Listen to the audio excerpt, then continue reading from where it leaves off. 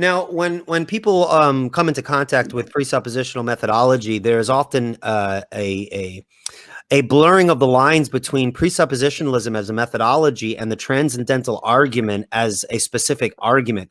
Why don't you explain for us, is the transcendental argument equivalent to presuppositionalism, or is it an application of presuppositionalism in a particular instance? So are you familiar with the conflation of those two concepts? Why don't you kind of iron that out for us? Yeah, I am. And, I guess true confessions here. I'm not terribly interested in the transcendental argument side of folks. Nothing against those. I mean, people can make those applications, and that could be Come on, useful. I love the transcendental argument. Come on, man. Yeah, no, but okay. So having spoken of it in that way, let me tell you what I think Van Til was trying to do was something different than what these folks are trying to do. And again, I want to say, if you can do it, and more power to you. It's just not my particular interest. But what Van Til was up to, and again, this is because you alluded to this earlier. This is because of his training. His training. He moved from Calvin College, reading Bobbink and Kuyper, to Princeton Seminary. And at Princeton Seminary, he became a little uneasy because, especially in his apologetics course with William Brenton Green Jr., he was getting common sense realism. And that can be proven. That's not debatable because, at least in our library here at Westminster, we have the syllabus from William Brenton Green's apologetics course. And he's getting common sense realism. And that disturbs him because he says, wait a minute, the Reformed stuff I was reading at Calvin doesn't comport with this apologetic methodology. Now, if you read Van Til's works, he praises his apologetics professor. So there's nothing personal here, but he recognized some inconsistency. So he leaves Princeton Seminary and goes to Princeton University and writes his dissertation on idealism, God, the absolute.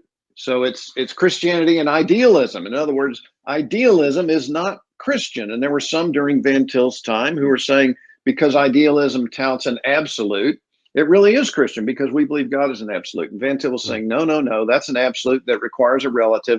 God doesn't require a relative. God is absolutely absolute, requiring nothing else. He's in need of nothing at all. He is a se, is and always has been. So when Van Til's reading all of these authors of idealism, one of the things that he becomes very astute in is Kantian idealism. Now Kant's philosophy is very technical and difficult for anybody to understand. But one of the things that Kant was trying to do in the wake of David Hume's empiricism, which had led people, even during Hume's time, led people into utter skepticism. So just for your listeners, in Western history, and again, this is a gross generalization, but I think it has some truth to it. The rationalists tried to show that everything could be understood strictly by way of the rational axioms or by way of the intellect. Begins with Descartes. I think, therefore I am.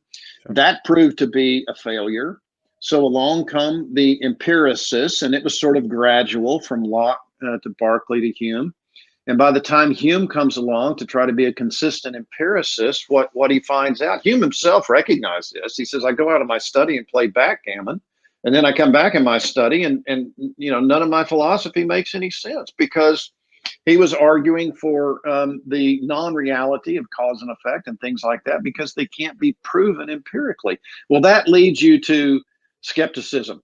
So Immanuel Kant is studying away. Interestingly, he's studying metaphysics, nature of ultimate reality, and he comes across Hume's writings. And what does he say? He says, Hume woke me up from my dogmatic slumber. So what did Hume do? He woke Kant up to the reality of the problems of metaphysics. And so Kant begins to develop in his Critique of Pure Reason what he calls a transcendental approach. And the reason I use the word approach is because it wasn't in Kant's day meant to be a strict, formal, logical method in the way that there were other formal logical methods available to people at that point in time. But it was actually meant to be, transcendental approach was meant to be an argument that showed how, unless you presuppose whatever Kant thought you presuppose, unless you presuppose something, let's keep it general, then you can't prove anything else. Mm-hmm. So that any proof has itself a foundation and a presupposition on which it rests. Now, for Kant, that was a convoluted series of Sure. qualities and conceptual ideas. So Van Til takes that. It's a long answer to your question, but Van Til takes that idea of transcendental and he says, wait a minute, that's really what we're saying in Christianity, that unless you presuppose the reality of who God is on the basis of what God says in his inerrant word, unless you presuppose those things, then things like logic and the empirical, the rational, these things sort of float in the air and have no real foundation. So again, I want to say, people that are wanting to try to formalize transcendental argumentation, that's great. I'm just saying that's not my interest. What Van Til was up to was, you have to have those. This is a necessity of the created order. You have to have those things, who God is and what he has said, and those things have to be laid out side by side because you can't have one without the other. Who God is and what he said. Given that, then we can properly understand logic and the empirical, the rational. Without those things, it's impossible for those things properly to be understood. So the transcendental argument can be formulated as a specific argument, but you would say that what Van Til was thinking was he was trying to present to us a biblical way of the way we must think, that we find ourselves in this context in which these things must be true in order for anything else to be true. So in one sense, generally speaking, in conversation, we present the Christian way of thinking and outlook and why it's a necessary foundation.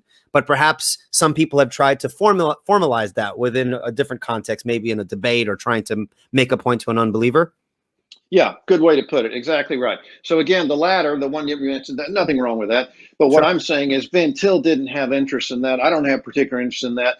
What Van Til was trying to say is, you could put it this way. This gives some objectivity to it. Van Til would say, look at the history of philosophy. All right, they've had 4,000 years at least in the West to work on three basic questions: the nature of ultimate reality, the nature of knowledge, and the nature of ethics, right and wrong. They've got those three categories.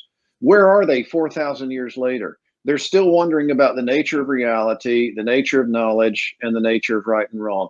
Now, what's the problem? The problem is that philosophy itself has failed to give an account of those things. And the reason for that, and I'm speaking generally here, of course, you've got all these sorts of specifics underneath that you can argue about. But the reason that there has been that failure, the reason that Descartes couldn't prove what he wanted to prove, the reason that Hume couldn't get to where he wanted to get to, is because they were all trying to do this without recognizing that this is God's world. God has spoken. There's a connection between a human being and the world because God has created that connection covenantally at the beginning and maintains and sustains it all along. Unless you have those things that sort of transcend the subject and the object, there's no way to bring the subject and the object together. So that's why Van Til called it the impossibility of the contrary. Any position contrary to the Christian position is impossible consistently to believe and to live. That was the point he was trying to make. So that's the impossibility of the contrary.